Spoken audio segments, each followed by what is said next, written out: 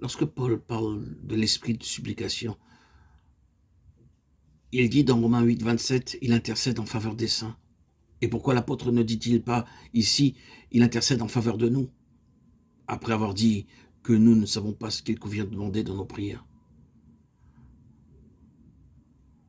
Cette expression en faveur des saints de tel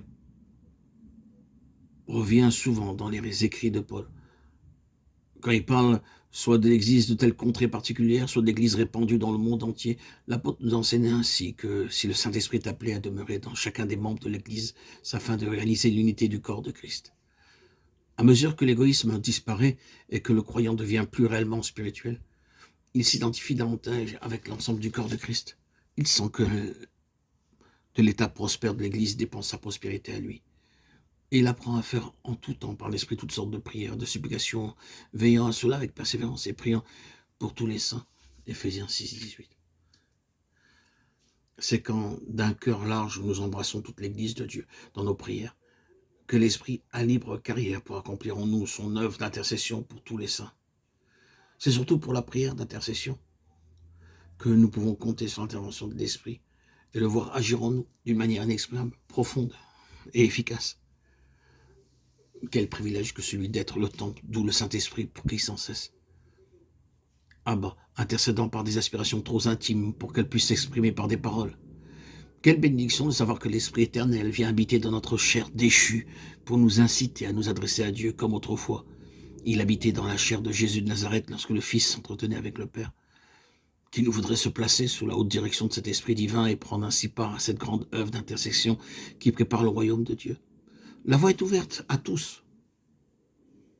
Laissez le Saint-Esprit prendre entièrement possession de vous. Qu'il vous remplisse de sa présence. Qu'il soit votre vie. Croyez à la possibilité de devenir le siège de sa présence. Croyez à la certitude de son action, de son intervention en vous par des moyens insaisissables à l'esprit humain.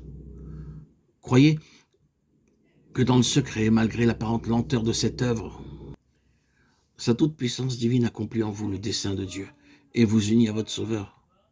Vivez donc de manière à témoigner que, pour vous, les choses qui surpassent toute intelligence sont devenues vérité et vie, et que l'intercession de l'Esprit fait habituellement partie de votre vie en Christ. Dieu très saint, de nouveau, je me prosterne dans ta présence pour t'adorer et te remercier de nous avoir accordé le privilège de la prière. Je te remercie particulièrement des grâces que tu nous accordes, non seulement par l'intercession de ton Fils dans les cieux, mais encore par l'intercession de ton Esprit au-dedans de nous. Dieu saint, je suis un temple du Saint-Esprit, je me livre à lui, l'Esprit d'intercession, pour qu'il fasse usage de moi. Oh, puisse tout mon cœur vouloir l'honneur et la gloire de Christ.